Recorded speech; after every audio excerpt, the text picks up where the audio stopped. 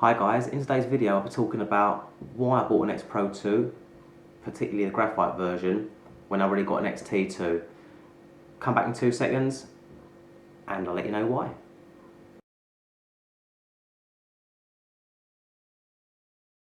Why did I get the Xpro-2? So there's a bit of a story behind it. I hope you don't mind hearing it, but there's a reason. So a couple of years ago I had this crazy bug that I really wanted a Leica M240. I just really wanted like a rangefinder style camera, and I really wanted to, just travel around with it and do a lot of street shooting, and I kind of worked it out that by the time you buy an M240, that's what I wanted, an M240 by the way. I was even looking at, because with Leica they have the a la carte series where you can customize the colour of the leather, you can have engravings on it, and I just wanted something to customize for myself, something that would give me a reason not to keep buying or upgrading cameras every kind of year or 2 years.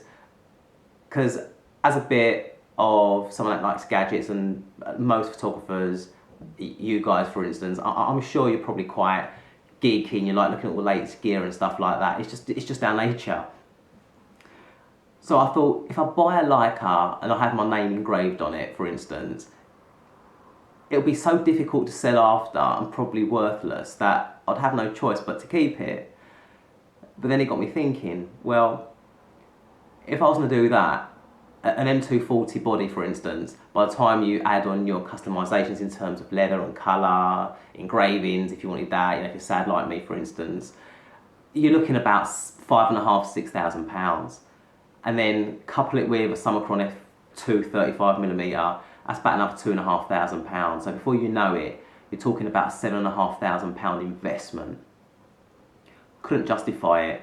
I just couldn't. If I weren't doing this in terms of not just personally but professionally, and I had other things I had to pay for, like equipment insurance and lighting gear and paying a second shoot at the same time, I probably would have done it, but can't justify it right now. And I don't think I could justify it to my wife actually, or my kids. And if you're a photographer, you know what I'm talking about if you're married.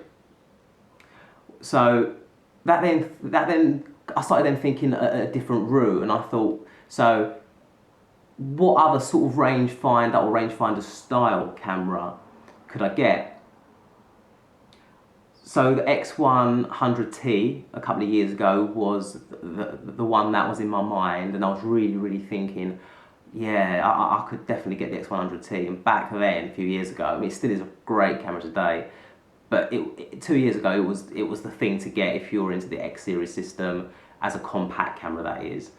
Great autofocus on it. Just the hybrid OVF EVF was brilliant and still is brilliant, and they've obviously continued that theme going on. And then slowly I kind of really forgot about it because I was just busy with work and stuff, and that was until the X100F came out, and then it gave me the bug again. And I was thinking, well, should I get the X100F?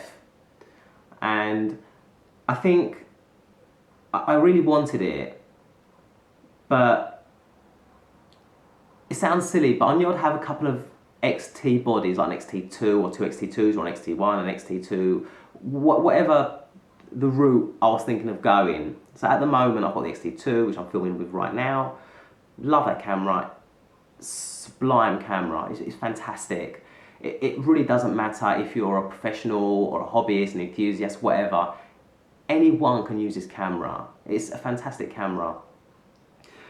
Anyway, so I then thought, well, if I'm going to get an X100F, then it means I'm going to have 3 bodies, an Xt2, an Xt1, and the X100F. I just didn't want 3 cameras. I think it's absurd. I just didn't want 3 cameras. I then thought, well, what if I have an X100F and the Xt2? I thought that could be a good combo. But then it got me thinking again, if I'm using this for paid jobs, Or what happens if the xt2 goes down and I've only got the X100F? And although I love a 35mm equivalent focal length, you have to swap out lenses to do like close-up portraits, macro shots, stuff like that for weddings or other events. And I could see, although the Fuji cameras are brilliant, everything can fail. If it failed, I would literally be stuffed. So then I thought, well, what about the Xt20? The Xt20 is a really capable little camera, basically the little brother to the Xt2. As a B camera, a second camera, I thought that could be quite interesting actually. At least if the Xt2 was to fail or the Xt20 was to fail, I can still use one or the other. And then I thought, well, it's kind of defeating the object because I still wanted and I craved for that rangefinder style camera. And that was when the Xpro-2 came into effect. I'd never ever, it was never even on my radar. I don't know why. I don't know if it was because specifically I didn't like the look of it. It wasn't quite Leica-esque.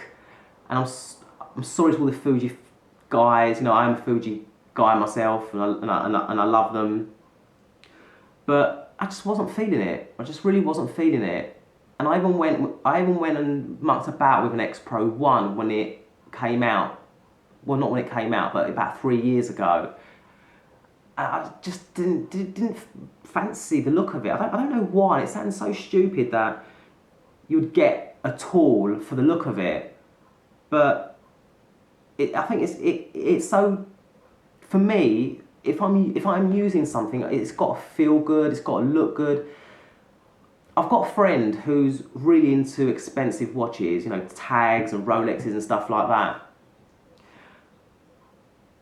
And I couldn't quite understand. I'll say to him like, so why do you spend like 5 or 10 grand on a watch? He'll be like, because it's the way it feels on your wrist, and it's not even about the posing or people knowing it's a tag or a Rolex or a Cartier, you know, whatever he chooses to go for. But it's for him the experience, and it's probably the same thing when you buy a Leica. It's that experience and that feel. The X Pro series could be what I've been craving. So the graphite version came out, and that's when this bulb just went off in my head, and I thought, I've got to have it. I've just got to have it. You know, there's no ifs or buts. I'm going to have it.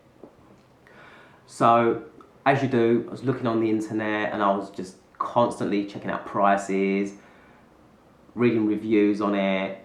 Obviously, I knew what it was going to be like because I've got an Xt2. You know, it's not much different really, other than styling. And I thought, you know what, $22.50 the UK price is right now in April 2017, sorry. Although it comes with a lens as well, so as a kit it's $22.50, which by all means it's a lot of money. And I thought, it's still quite expensive. So I hang on for about a month, 6 weeks, and then suddenly the imports start flooding the internet, the grey imports. And right now, I picked this up for 1,700 quid. If you Google Xpro-2 Graphite, there's a couple of dealers. I'm not going to mention their names on camera.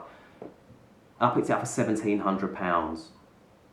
I saved £450 compared to what you'd pay for this in the UK. You still get a warranty with it. It might not be a Fujifilm UK warranty, but you still get a warranty with it. And you know what? For £450 saving, even if I had to pay for a repair from Fuji, it might cost £120. In fact, I've repaired a camera before from Fuji, and I paid about £125, which was then reimbursed by the import seller. They covered me for that. So I had no problem whatsoever. Massive, massive saving. And that was the reason, and there and then I bought it. So I was walking around the streets of London with this, and I felt like a tourist. It felt different to having a DSLR kind of form factor camera. I didn't really get noticed. I was shooting people and they weren't realising that I was really shooting them. And I think this is what this camera is for. And incorporated with events and stuff, this is going to be an absolute gem in conjunction with the Xt2. So that was the reason I got the Xpro-2. Why I got graphite? Well, obviously it's personal choice. But again, it took me back to the wanting of the Leica, and it just reminded me of the Leica M9 titanium. It's a little bit darker, but this, as soon as I saw it, this bulb went off and I thought, I've got to get it. So I did. And that was the reason I got the Xpro-2. To work in unison with the Xt2. I'm so glad I've done it. I'm so impressed with this camera. Put the latest version 3 firmware on it, and it just feels like I'm using the Xt2. Obviously they're more or less identical in terms of software and stuff like that, with a few different things for the EVF, OVF. Brilliant camera, so glad I did it. If you're contemplating getting an Xpro-2, I don't know what there is to contemplate. It's fast, beautiful images, fantastic sensor, and it's just a powerhouse of a rangefinder. You know, I don't know what more else I can tell you. I'm not trying to convince you to get one. I wouldn't do that. But I've totally convinced myself it was worth me getting one. Hope you enjoyed this video. If you want to see images from the Xpro-2 or the Xt2, follow me on Instagram. I post 1 or 2 images a week. Sometimes it might be more, sometimes it might be less, depending on what I'm doing. It's fuji.x.shooter, and I'll catch you guys on my next one. Cheers, speak to you soon. Bye.